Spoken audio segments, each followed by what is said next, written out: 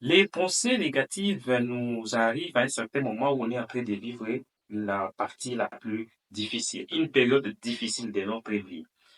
Ces pensées nous arrivent parfois lorsqu'on a déjà traversé une étape, une période difficile de notre vie et qu'on essaie de se reconstituer.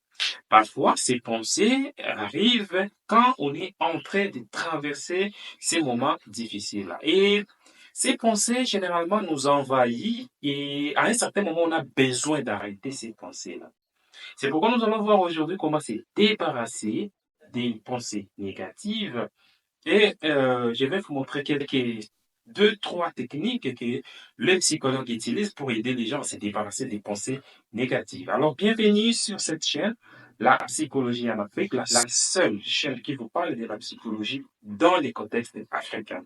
Alors, si vous n'êtes pas encore abonné, je vous demanderai de vous abonner sur cette chaîne. Vous allez voir les prochaines vidéos.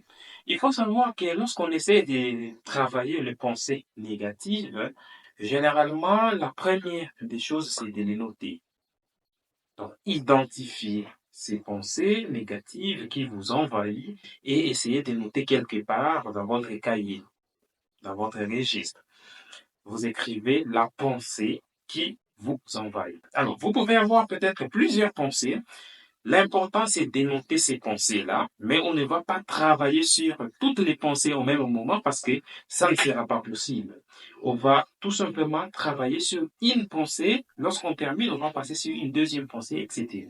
Alors, si vous avez déjà noté votre pensée négative, je vais vous inviter maintenant à vous installer confortablement et à pratiquer la respiration abdominale. Alors, la respiration abdominale, c'est une sorte de relaxation qui nous remet dans un état où on se sent relaxé, on se sent bien après avoir pratiqué cet exercice.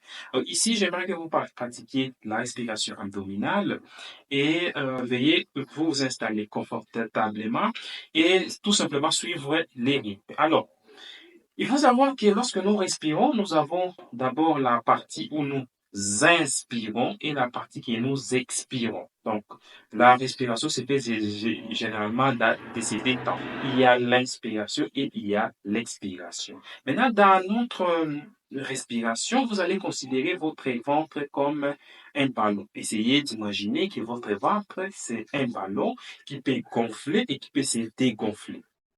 Alors, l'inspiration, lorsque vous allez prendre une inspiration, les ventres vont être gonflés. C'est comme un ballon qui se gonfle.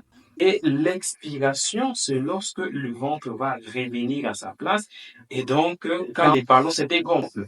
Alors, ce que vous allez faire, c'est que vous allez mettre votre main ici, sur votre ventre, une main sur votre ventre et une autre sur votre poitrine. Et donc, quand vous faites l'inspiration, vous inspirez jusqu'à ce que votre ventre soit complètement gonflé et vous expirez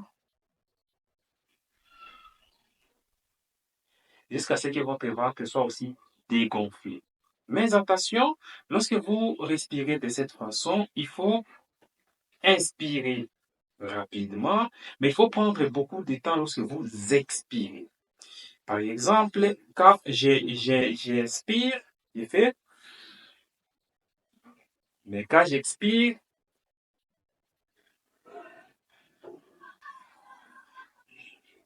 lentement. C'est comme ça que nous allons faire la respiration abdominale.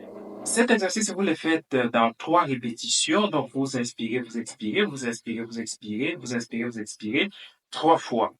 C'est simple que ça et vous pouvez le faire matin et soir chaque jour pour que ça soit vraiment automatique pour vous. Et généralement, quand vous avez des pensées négatives, vous prenez cette respiration-là que nous appelons la respiration abdominale.